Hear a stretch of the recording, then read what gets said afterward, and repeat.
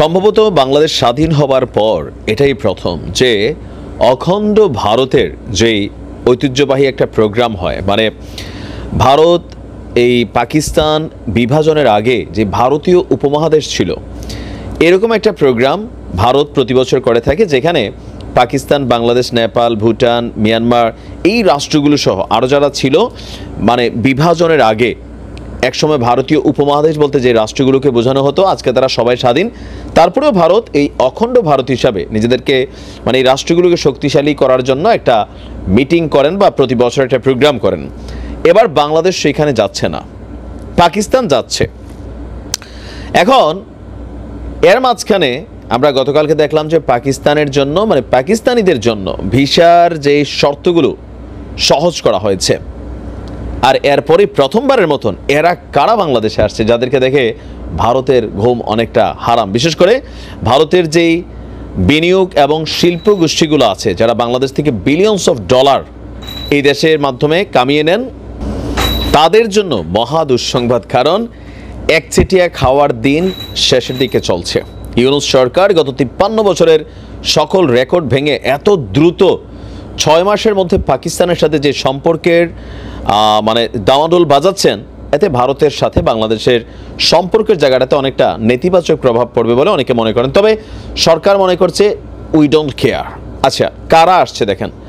5 দিনের সফরে আপনার ইউনূস সরকার আসার পরে ঢাকায় পাকিস্তানের ব্যবসায়ী প্রতিনিধিদের দলটা এসে পৌঁছেছে। বাংলাদেশের ব্যবসায়ীদের শীর্ষ সংগঠন federation of Bangladesh chambers and commerce and ইন্ডাস্ট্রির আমন্ত্রণে ঢাকা সফরে এসেছে পাকিস্তানের উচ্চ পর্যায়ের একটি ব্যবসায়িক প্রতিনিধি দল।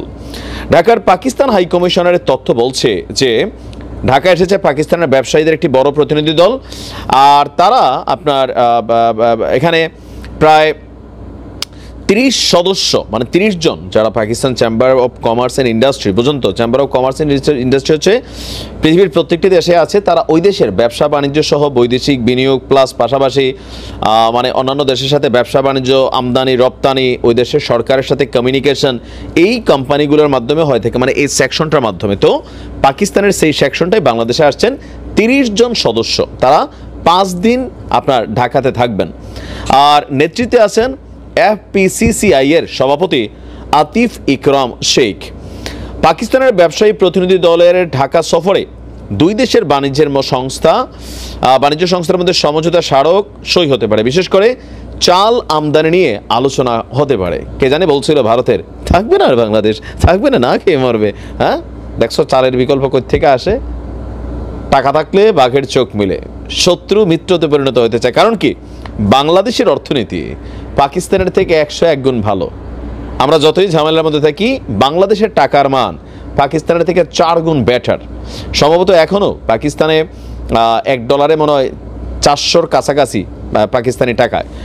আচ্ছা, তো বলা হচ্ছে যে এই সফরকালে প্রধান উপদেষ্টা ডক্টর মোহাম্মদ ইউনূস, বাংলাদেশ বিনিয়োগ উন্নয়ন কর্তৃপক্ষের চেয়ারম্যান চৌধুরী আশিক মাহমুদ বিন হারুন এবং রপ্তানি উন্নয়ন ব্যুরোর ভাইস চেয়ারম্যান আনোয়ার হোসেনের সঙ্গে সাক্ষাৎ করবে এই প্রতিনিধি দলটি, দুই দেশের মধ্যে ব্যবসা বাণিজ্য, লেনদেন আরও অনেক কিছু বৃহৎ আকারে করার জন্য। কারণ ব্যবসায়ীদের জন্য এটা হচ্ছে ভাই মৌসুম। কেন মৌসুম? বিশেষ করে পাকিস্তানি ব্যবসায়ীদের জন্য। বাংলাদেশে এমনিতেই পাকিস্তানের অনেক পোশাক আশাক পণ্য ইত্যাদি কিন্তু ঢুকে, ঠিক আছে। তো এতদিন এটা একটা লিমিটেশনে ছিল দুই দেশের মধ্যে আভ্যন্তরীণ দ্বন্দ্বের কারণে। তবে এখন পর্যন্ত পাকিস্তান আনুষ্ঠানিকভাবে ক্ষমা না চাইলেও পাকিস্তানি ব্যবসায়ীদের জন্য অনেকটা পজিটিভ পরিবেশ তৈরি করে দিচ্ছে ডক্টর ইউনূসের এই সরকার। আর অপরদিকে ভারত যত দিন যাচ্ছে বিষয়গুলোতে তারা হয়তো হতাশ হচ্ছে, আর কোথাও না কোথাও ভারতের মুখের উপরে যে তোমাদের এই প্রোগ্রামে আমরা যাব না, এটাতে ডক্টর ইউনূস একটা মেসেজ সৃষ্টি করেছেন। এখন সেই মেসেজের মাহাত্ম্যটা ভারত কতটুকু বুঝতে পারছে সেটা জানি না, তবে যারা বোঝার তারা কিন্তু বুঝতে পারছে। দেখা যাক কি হয় আরও আগামী দীর্ঘ 1 থেকে 1.5 বছরে। ভালো থাকুন।